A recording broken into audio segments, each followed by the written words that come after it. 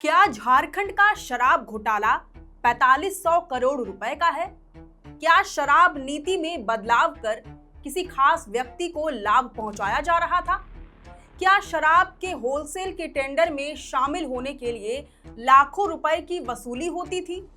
ऐसे तमाम सवाल अब इसलिए उठ रहे हैं क्योंकि जिस शराब घोटाले के आरोप को साल 2021 में झारखंड सरकार ने बेबुनियाद बताया था और सिरे से इसे खारिज कर दिया था, आज उसी मामले में राज्य सरकार की ही जांच एजेंसी एंटी करप्शन ब्यूरो ने जांच बिठा दी है, गिरफ्तारियां कर रही है, नए नए खुलासे कर रही है। साल 2021 के जून महीने में तत्कालीन हेमंत सोरेन की सरकार ने शराब नीति में अहम बदलाव किए थे, जिसके बाद सरकार आरोपों से घिरती चली गई। इसी कड़ी में सितंबर 2021 में झारखंड हाई कोर्ट में एक जनहित याचिका दाखिल की गई थी, जिसमें शराब नीति में बदलाव के एवज में अवैध गोरख धंधे और 4500 करोड़ रुपए के घोटाले समेत कई गंभीर आरोप लगाए गए थे।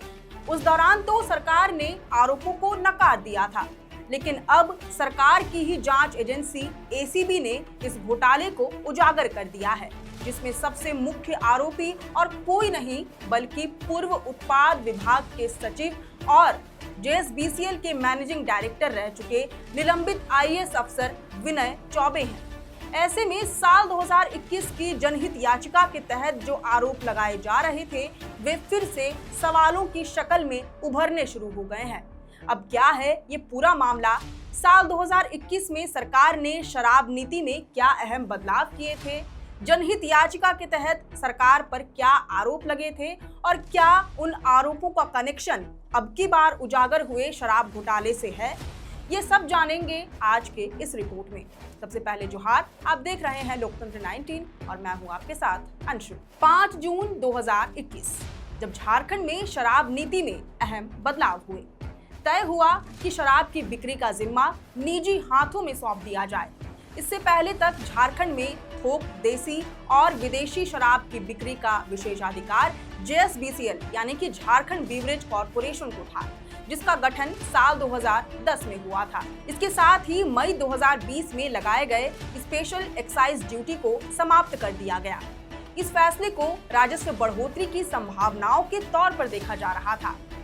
कट टू 25 सितंबर 2021, ये वो तारीख है जब बोकारो के उमेश कुमार ने झारखंड हाई कोर्ट में एक जनहित याचिका दाखिल की थी। पीआईएल में दावा किया गया था कि तत्कालीन झारखंड सरकार ने शराब नीति बदलकर सिंडिकेट के हाथों में सारा कारोबार दे दिया है। याचिकाकर्ता द्वारा लगाए गए आरोपों के अनुसार उत्पाद विभाग की ओर से थोक शराब कारोबार में तकरीबन 4500 करोड़ का घोटाला किया गया। याचिका में कहा गया था कि किसी खास व्यक्ति को लाभ पहुंचाने के उद्देश्य से नियमों में फेरबदल किया गया। इसके परिणाम स्वरूप झारखंड बीवरेज कॉर्पोरेशन यानी कि जेएसबीसीएल से यह काम लेकर शराब कारोबारी योगेंद्र तिवारी के हाथों में सारा कारोबार थमा दिया गया। वही योगेंद्र तिवारी जिसे अक्टूबर 2023 में ईडी ने शराब घोटाला की काली कमाई को सफेद करने के आरोप में सलाखों के पीछे भेजा था। ईडी ने अपनी जांच रिपोर्ट में बताया था कि योगेंद्र तिवारी बालू की तस्करी और अवैध तरीके से जमीन की खरीद बिक्री करके अर्जित कमाई को शराब कारोबार में लगाता था। यह अवैध कमाई वह 11 कंपनियों के माध्यम से किया करता था, जो उसके कर्मचारियों के नाम पर रजिस्टर्ड थे। कंपनियों का पूरा कंट्रोल योगेंद्र तिवारी के हाथों में था। इन्हीं फर्जी कंपनियों को स्थापित कर तिवारी ने शराब का ठेका लिया था। ईडी ने जांच रिपोर्ट में यह भी बताया था कि योगेंद्र तिवारी ने बड़े अधिकारियों, राजनेताओं की मदद से वित्तीय वर्ष 2021-22 में राज्य में शराब के व्यापार पर एकाधिकार कायम किया था। खैर, अब वापस उस जनहित याचिका पर आते हैं। अपनी याचिका के तहत याचिकाकर्ता ने 26 लोगों को प्रतिवादी बनाया था। इनमें राज्य के तत्कालीन मुख्यमंत्री हेमंत सोरेन और उनके छोटे भाई विधायक बसंत सोरेन के अलावा योगेंद्र तिवारी, अमरेंद्र तिवारी, अमित अग्रवाल, सीएम के तत्कालीन प्रेस सलाहकार अभिषेक प्रसाद उर्फ पिंटू, प्रेम प्रकाश, मंटू श्रीवास्तव, उत्पाद विभाग के तत्कालीन सचिव विनय चौबे, उत्पाद विभाग के ज्वाइंट कमिश्नर गजेंद्र कुमार, जामताड़ा स्थित एसबीआई और पंजाब नेशनल बैंक के मैनेजर के अलावा वह तमाम शराब कंपनियां शामिल थी जिन्हें थोक कारोबार का काम मिला था। याचिकाकर्ता उमेश कुमार के अधिवक्ता राजीव कुमार ने कोर्ट को बताया था कि ज्यादातर कारोबारियों ने जो बैंक डिटेल्स डिपार्टमेंट को दिए हैं वह संथाल परगना के बैंकों के हैं। झारखंड के 24 जिलों में से 19 जिलों में शराब के थोक व्यापार का जिम्मा गोड्डा, जामताड़ा और दुमका के कारोबारियों को मिला।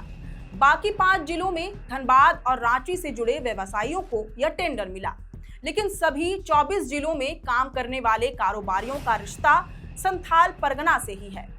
पीआईएल में उमेश कुमार की ओर से कोर्ट को यह भी बताया गया था कि राज्य के जिलों में शराब के होलसेल के टेंडर में शामिल होने के लिए 25 लाख रुपए नॉन रिफंडेबल राशि तय की गई थी। राज्य के विभिन्न जिलों में होलसेल और रिटेल का टेंडर लेने के लिए कोलकाता से झारखंड के 3 जिलों में अलग अलग खातों में करोड़ों रुपए भेजे गए थे। यह उन कंपनियों के खाते में भेजा गया था जिनके खाते में मात्र 2-4 हजार रुपए हुआ करते थे। उसी खाते से सारा पैसा राज्य के अन्य जिलों में शराब के होलसेल के टेंडर के लिए 25-25 लाख रुपया जमा करने में इस्तेमाल हुआ था। कोलकाता से भेजे गए पैसों का इस्तेमाल शराब माफिया की ओर से झारखंड के सभी जिलों में शराब के होलसेल का टेंडर लेने के लिए किया गया था। इन आरोपों की जांच के लिए प्रार्थी उमेश कुमार ने कोर्ट से आग्रह भी किया था। इस जनहित याचिका की सुनवाई के दौरान उत्पाद विभाग के उप आयुक्त डॉक्टर राकेश कुमार ने 24 अप्रैल 2023 को झारखंड हाईकोर्ट को बताया था कि विभाग में कोई शराब घोटाला नहीं हुआ है, सभी आरोप बेबुनियाद हैं।